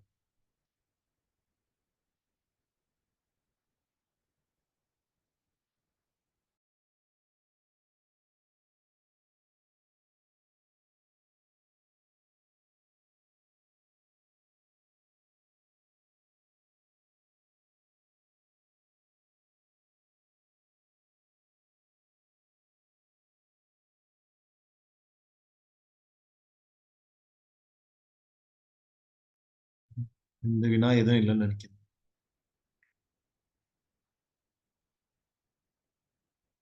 ஏதாவது கருத்துக்கள் சொல்லலாம் கூட சொல்லலாம். இன்னைக்கு நடந்த இன்றைய தலைப்பை பத்தி.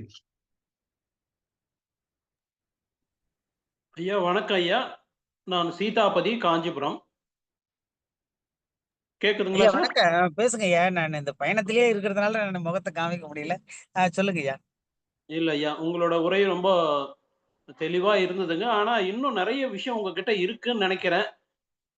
ஏன்னா ஆரம்பத்துல சொல்லும்போது நிறைய ரெஃபரன்ஸ் பார்க்கலாம்னு சொல்லிட்டு இருந்தீங்க. ஆனா சில ரெஃபரன்ஸ் மட்டும் கொடுத்தீங்க ஐயா. பௌத்த இலக்கியத்துல இருந்து, தமிழ் இலக்கியம், இந்த குண்டலகேசி இந்த மாதிரி சில விஷயங்கள் மட்டும் நீங்க ரெஃபர் பண்ணீங்க ஐயா. அது 2ம் ஒரே நேரத்துல கோஇன்சிடென்ட்டா நடந்ததா? இல்ல பௌத்தத்த இங்க இருக்கிற இலக்கியங்கள்ல மத்த சமய வைணவ இலக்கியங்கள் உள்வாங்கி இருக்குன்னு எடுத்துக்கலாமா ஐயா? இது ஒரு சந்தேகம். இன்னொன்னு, நம்ம பௌத்த இலக்கியத்துல நீங்க சில ரெஃபரன்ஸ்லாம் குடுத்தீங்க. அதெல்லாம் நாங்க படிச்ச மாரியே, பார்த்த மாரியே இல்ல. இந்த குழுவுக்கு நீங்க ஏதாவது அந்த ரெஃபரன்ஸ் புக்கெல்லாம் நீங்க என்ன படிக்கணும் அப்படின்றத குடுத்தீங்களா? நாங்கல்லாமா கொஞ்சம் படிச்சு தெரிஞ்சுக்கிறதுக்கு எங்களுக்கு சௌகரியமா இருக்கும் ஐயா. நன்றி ஐயா. நன்றி, நன்றிங்க ஐயா. ஐயா ஐயா கேட்பது நிறைய செய்திகளை உள்ளடக்கி கேட்குறாங்க. அதுல சில ரெஃபரன்ஸ் நூல்கள் அப்படின்னா நம்ம அயோத்திதாச பண்டிதருடைய சிந்தனைகளை வாசிப்பது ரொம்ப பயனுடையதா இருக்கும்னு நான் நினைக்கிறேன்.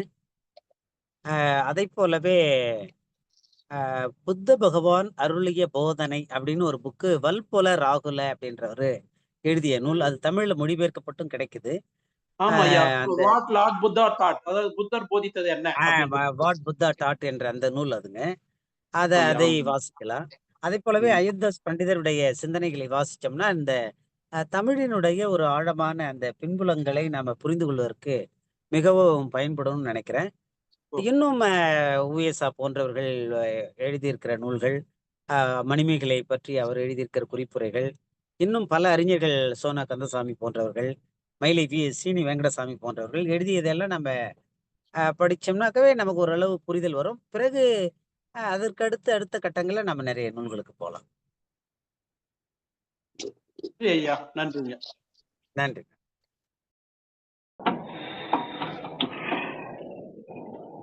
வேற யாருன்னா கேள்வி இருக்குங்களா? ஐயா வணக்கம். ஹலோ, சொல்லுங்க இப்போ. கேக்குதா? ஐயா வணக்கம், கேக்குதுங்க ஐயா, சொல்லுங்க ஐயா, சொல்லுங்க. ஐயா பூவரசன் பேசுறேன், காஞ்சிபுரத்துல இருந்து. ஐயா வணக்கம். வணக்கம், சொல்லுங்க நல்லா ஐயா. இருக்கீங்களா? நல்லா நிறைய இருக்கு. நேரம் இல்லைன்னு நினைக்கிறேன் ஐயாவுக்கு. இந்த நிறைய செய்திகள் வச்சிருப்பீங்க. நான் சீதாபதி ஐயா சொன்ன மாதிரி ஜெயபாலன் பேராசிரியர் அவர்கள் நிறைய அம்பேத்கரையும் பௌத்தத்தையும் உள்வாங்கியவர். நிறைய கருத்துக்களை படிச்சிருக்கார். பழைய புண்மையான நூல்களை எல்லாம் கூட வாசிச்சிருக்காரு.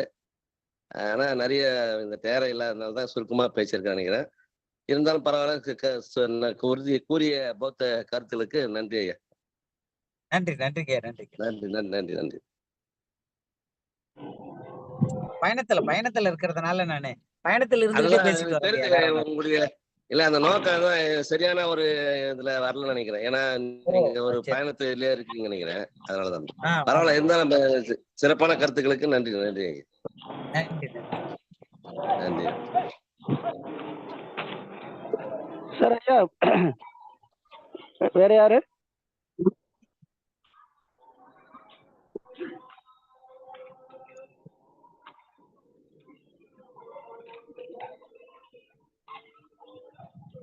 ஹலோ, கேக்குதுங்களா?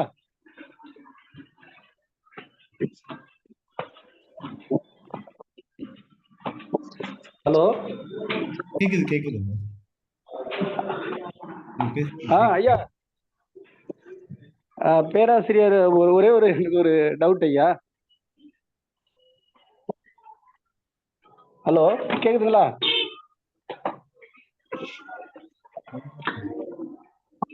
சார் லைன்ல இருக்கீங்களா?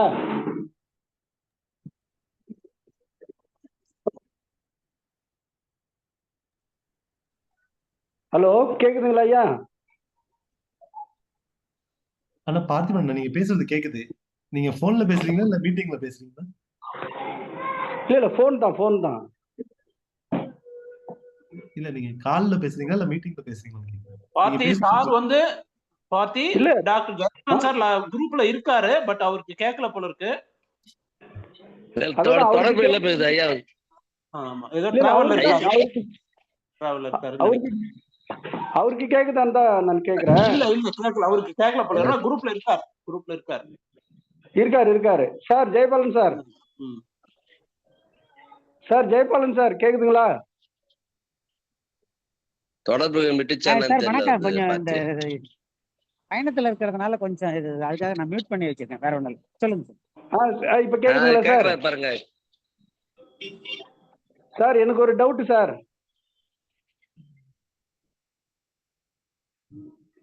Sir Jayabalan sir. சொல்லுங்க. சார், எனக்கு ஒரு டவுட். சொல்லுங்க. டாக்டர் பாபா சாஹிப் வந்து அந்த நீதி, சமத்துவம், சுதந்திரம், சமத்துவம், சகோதரத்துவத்தை வந்து நான் வந்து பிரெஞ்சு புரட்சியிலேருந்து எடுத்ததா சொல்றாங்க எல்லாரும். ஆனா நான் வந்து அங்கிருந்து எடுக்கல, ஆதிபகவன் புத்தர்கிட்ட இருந்து எடுத்தேன் அப்படின்னு சொல்லிட்டு நான் ஒரு புத்தகத்துல படிச்சேன். நீங்க புரட்சியிலிருந்து சொன்னாருன்ட்டு அப்படி சொன்னீங்க. எனக்கு அது கொஞ்சம் குழப்பமாவே இருக்கு. சொல்லுங்க ஐயா.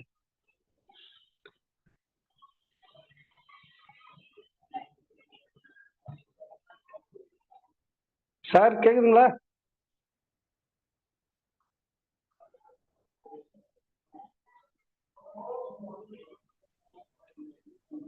ஹலோ,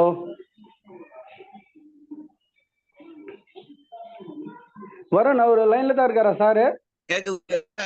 சார் இது ஒரு நிமிஷம் இருங்க, நான் இங்க டிராவல்ல இருக்கிறதுனால ஒரு நிமிஷம்.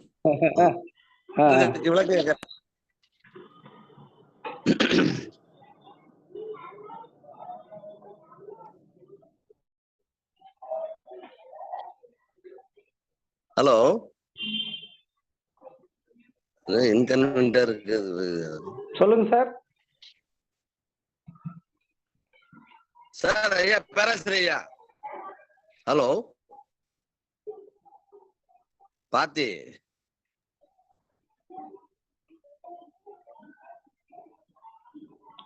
சார் இருக்கீங்களா?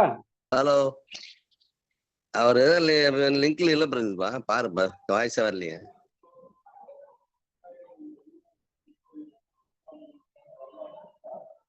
சார் அவருக்கு சிக்னல் ப்ராப்ளம். பாத்தி அவர் மியூட்ல இருக்காரு. பாத்தி மியூட்ல சிக்னல் ப்ராப்ளம். இல்ல மியூட்ல இருந்தா சிக்னல் ப்ராப்ளம். நம்ம பேசுறது கேட்கும் அவருக்கு. இல்ல கேட்கல, அவருக்கு சுத்தமா இல்ல சிக்னல். ஒரு நிமிஷம் இல்லனா தகவல் சொல்லிருப்பாரு அவர். இல்ல அவரு டிராவல்ல இருக்காரு. சார் சொல்லுங்க சார். சார் நான் கேட்டது இப்ப கேட்டுச்சா சார் உங்களுக்கு? இல்ல என்ன கேக்குறீங்க சொல்லுங்க சார். இல்ல சார், இப்போ நீதி, சுதந்திரம், சமத்துவம், சகோதரத்துவத்தை வந்து டாக்டர் பாபா சாஹிப் வந்து பிரெஞ்சு புரட்சியில இருந்து எடுத்ததா சொன்னீங்க. ஆனா பாபா சாஹிப் வந்து ஒரு இடத்துல எல்லாரும் இந்த மாதிரி சொல்றாங்க பிரெஞ்சு புரட்சியில இருந்து எடுத்தேன்னு சொல்லி, ஆனா அங்கிருந்து எடுக்கல, நானு ஆதிபகவான் புத்தர்கிட்ட இருந்து எடுத்தேன் நானு அப்படின்னு சொல்லிட்டு குறிப்பிடுறாரு. அவரு பிரெஞ்சு புரட்சியே ஒரு சுண்டக்காய்னு சொல்லிருக்கிறார் சென்னையில ஆற்றிய ஒரு உரையிலங்க. அந்த விஷயத்த சரி சரி சரி. அதாவது பிரெஞ்சு புரட்சியே ஒரு சுண்டக்காய்னு சொல்லக்கூடிய அளவுல இந்தியாவுல புரட்சி நடந்திருக்குப்பான்னு சொல்றாரு பாபா சாஹிப். அந்த செய்தியை நான் சொன்னேனே தவிரங்க இது வேற நீங்க சொல்றது வந்து மை பிலாசபி ஆஃப் லைஃப்ல பாபா சாஹிப் சொல்றாரு. அதே படிச்சிருக்கேன். அது நானும் பல்கலைக்கழகத்துல பல இடத்துல பேசியிருக்கேன். சரி சார், சரி sir. Okay super sir. Okay sir, okay sir. Okay sir, thank you. வேற யாருன்னா கேள்வி இருந்தா கேளுங்க. ஹலோ, கேக்குதுங்களா ஐயா? ஹலோ, பேர் சொல்லுங்க. பேர் சொல்லுங்க. பாபு பேசுறேன் ஐயா, சென்னையில இருந்து பாபு பேசுறேன், போனமல்லி. பேசுங்க, நான் கேட்டுட்டு தான் இருக்கேன். பேசுங்க ஐயா. ஒண்ணும் இல்ல, நான் இருக்கிற இடத்துல இருந்து கொஞ்சம் இந்த எக்ஸ்ட்ரா சவுண்ட் வந்து கொஞ்சம் ஒரு மாதிரி இருக்குன்றதுனால மியூட் பண்ணி வைக்கிறேன். வேற ஒண்ணும் இல்லை, நீங்க பேசுங்க. சரிங்க. தமிழ் இலக்கியத்தை பத்தி அவ்வையாரையும் புத்தரை பத்தி கம்பேர் பண்றீங்க. அத தண்ணிக்கு பிளந்தது போல, பாறை பிளந்தது போல அந்த நண்பர்களை உறவை பத்தி சொல்றாங்களா? அவரை புத்தரும் பயன்படுத்துறாரு. ஔவையார் முதல் சொல்றாங்களா, புத்தர் சொல்றாங்களா? ஐயா கேக்குதுங்களா?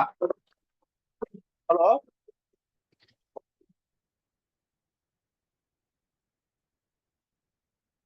Hello, hello. ஐயா சொல்லுங்க. ஐயா கேக்குதுங்களா? கேக்குது, சொல்லுங்க. ஐயா, தமிழ் இலக்கியம் ஔவையார் வந்து நண்பர்கள் பத்தி பாடுறாங்க. ஆமா அவங்க புத்தர் கருத்துக்கள் தான் மூத்தது. ஔவையார் பின்னாடி தான். புத்தர், நான் அதை தான் கேக்குறேன். புத்தர்கள் தான் மூத்தவர். அதாவது இவரு நம்ம பையாபுரி பிள்ளை ஒரு இடத்துல எழுதுவாரு, இந்திய இலக்கியங்களுக்கே ஒரு கால கண்ணாடியாக புத்தர் இலக்கியங்கள் இருக்குன்னுவாரு. அது அவர்தான் முன்னோடிங்க, அதுல எந்த டவுட்டும். ஆமா, ரொம்ப நன்றி. நீங்க பல விஷயங்களை சொன்னீங்க, இன்னும் அதிகமா சொல்லி நான் எதிர்பார்த்தேன். நன்றிங்க ஐயா. இங்க இறங்குறீங்களாமா? இங்க இறங்குறீங்களா?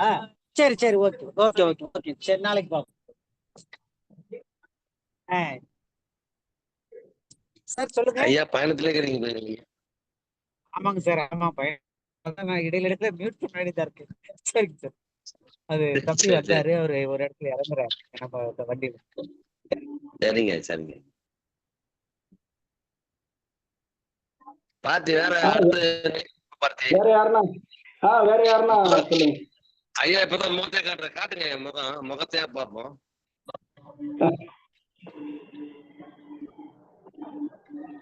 ஹலோ ஐயா சொல்லுங்க ஐயா.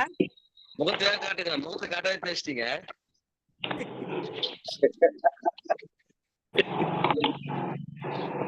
ஐயா இது ரொம்ப இதுவா இருக்குங்க ஐயா. சரிங்க சரிங்க. சரி சரி சரி சரி அடுத்து பார்த்தி அடுத்த நிகழ்ச்சிக்கு போ. என்னங்கய்யா?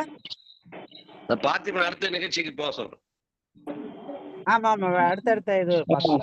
ஆனா அது இதோட அந்த கேள்வி நேரம் முடிவடைகிறது. அண்ணன் திருநாவுக்கரசு அவர்கள் லீட் பண்ணுவாரு.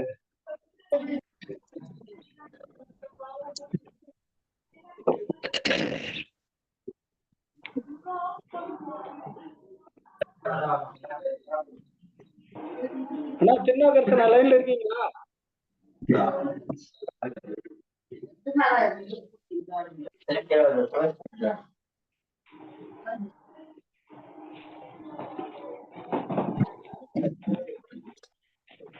அண்ணா திருநாவுக்கரசண்ணா.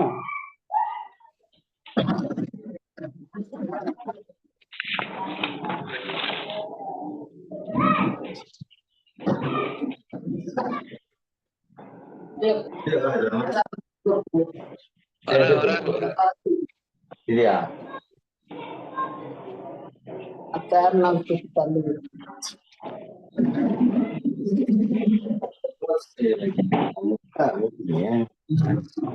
அனைவருக்கும் வணக்கம்.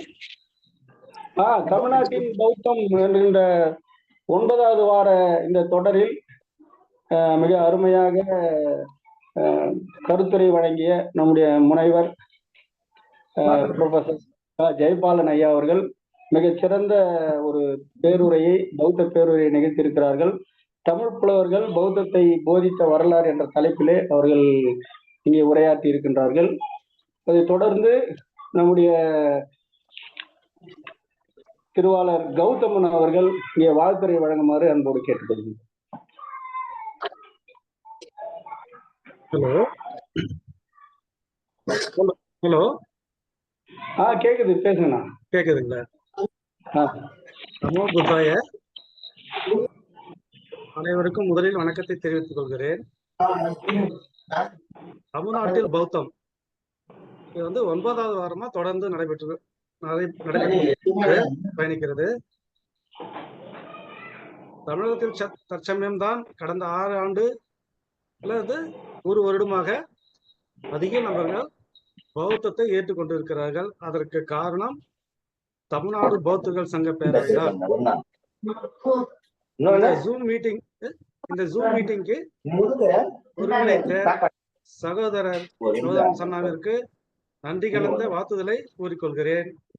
இன்றைய தலைப்பு தமிழ் புலவர்கள் பௌத்தத்தை போதித்த வரலாறு பற்றி நமது முனைவர் ஜெயபாலன் அவர்கள் நமக்கெல்லாம் விளக்கம் அளித்தார். அவருக்கு நன்றியை தெரிவித்துக் கொள்கிறோம். அவர் இன்னும் நிறைய விளக்கம் தர வேண்டிய நிலையில் இருக்கிறார். தொடர்ந்து அவர் பயணிப்பதால் நமக்கு அதிக அளவு அவர் கொடுக்கவில்லை. இன்னொரு மீட்டிங்கில் அவரை நீங்கள் அழைத்து பேசினால் நன்றாக இருக்கும். அடுத்தது அவர் பேசியது தமிழ் மரபு, பௌத்த மரபு, இலக்கியங்கள், காப்பியங்களில் பௌத்தம் பற்றி பல எடுத்துக்காட்டுடன் விளக்கம் அளித்தார். மிக அருமையாக இருந்தது. இந்த ஜூம் மீட்டிங்கில் கலந்து கொண்ட அனைத்து சகோதரர்கள் சகோதரிகள் அனைவருக்கும் நன்றி கலந்த வாழ்த்துக்களை தெரிவித்துக் கொள்கின்றேன். இந்த ஜூம் மீட்டிங்கில் தொடர்ந்து பயணிக்க வாழ்த்துகின்றேன். நன்றி, வணக்கம்.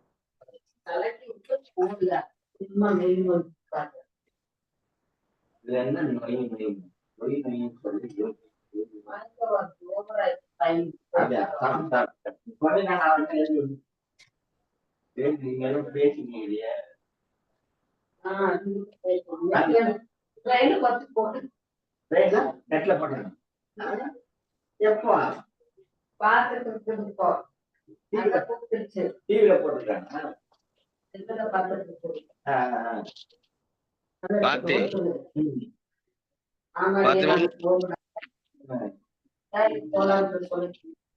வருண் கொஞ்சம் எல்லாரையும் மியூட் பண்றப்பா. அவ்வளவுதான், நன்றி சொல்லி அவ்வளவுதானே. பார்த்தி ஹலோ முடிச்சிட்டாருங்களா? முடிச்சிட்டேன் சார். முடிச்சாரு, அவர் நன்றி சொல்லி அவ்வளவுதான் முடிச்சிட்டாரு. அம்பேத் ஆனந்த் இருக்காரா? அம்பேத் ஆனந்த் இருக்காரா? அம்பேத் ஆனந்தன் அவர் வரலையே லைன்ல. யாருமே ஒண்ணு பேசுறீங்க இடையில. யாரோ பேசிட்டே இருக்காங்க. அது யாருமே தெரியல. சரி, ஓகே. வருண் எல்லாரையும் கொஞ்சம் இது பண்ணுப்பா, மியூட் பண்ண. வருண் கேக்குதுங்களா?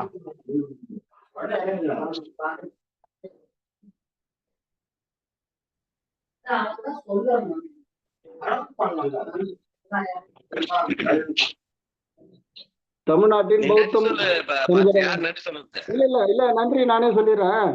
தமிழ்நாட்டின் பௌத்தம், ஆமா, தமிழ்நாடு பௌத்தர்கள் சங்க பேரவை தமிழ்நாட்டின் பௌத்தம் என்கின்ற தலைப்பிலே 9வது வாரமாக தமிழ் புலவர்கள் பௌத்தத்தை போதித்த வரலாறு என்ற தலைப்பிலே இன்று இந்த பௌத்த தொடர் கருத்தரங்கம், இணைய வழி கருத்தரங்கம் சிறப்பாக நடைபெற்றது. இந்த கருத்தரங்கிலே கருத்துரை வழங்கிய முனைவர் பேராசிரியர் க. ஜெயபாலன் அவர்களுக்கும், தலைமையேற்று நடத்தி கொடுத்த திரு தமிழ்நாடு பௌத்தர்கள் சங்க பேரவையினுடைய தலைமை ஒருங்கிணைப்பாளர் கௌதம சன்னா அவர்களுக்கும், வாழ்த்துரை வழங்கிய திரு எம். கௌதமன் அவர்களுக்கும், மற்றும் இந்த கருத்தரங்கில் ஆரம்பம் முதல் முடியும் வரை இந்த கருத்தரங்களை கேட்டுக்கொண்டிருந்த அனைத்து பௌத்த உபாசகர்களுக்கும், மற்றும் இந்த கேள்வி நேரத்திலே கேள்விகள் கேட்டு தெளிவடைந்த பௌத்த உபாசகர்களுக்கும் அனைவருக்கும் தமிழ்நாடு பௌத்தர்கள் சங்க பேரவையின் சார்பிலே நன்றியை தெரிவித்துக் கொள்கின்றோம். ஜெய்பீம், நமோ புத்தாய.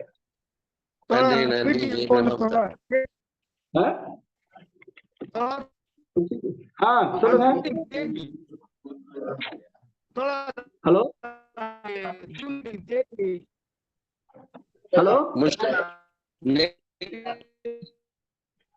வருண் கேள்வி கேக்குறாரு. கேள்வி கேக்குறாரா?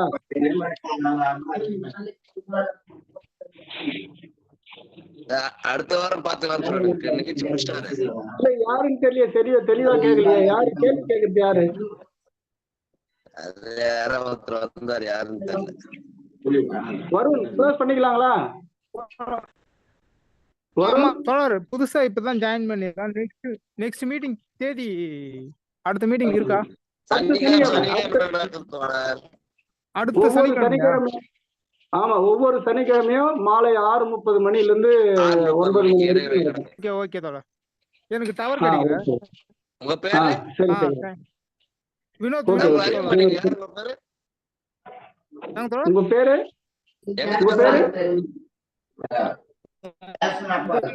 திருவள்ளூர் மாவட்டம் கும்பிப்பூண்டியில இருந்து பேசுறேன். சரி சரி, நன்றி நன்றி. அடுத்த வாரம் சந்திப்போம். ஓகே வருண் க்ளோஸ் பண்ணிக்கலாம். வருண் சரிப்பா, நன்றிப்பா. முடிச்சுங்க நெக்ஸ்ட். சரி, ஓகே ஓகே. வருண் ஓகே.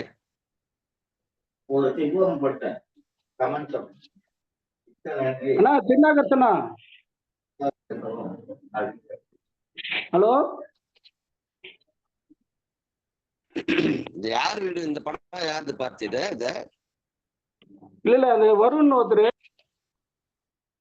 அவரா? சரி, ரைட், ஓகே. நான் வெளியே எடுத்துக்கிட்டுமா?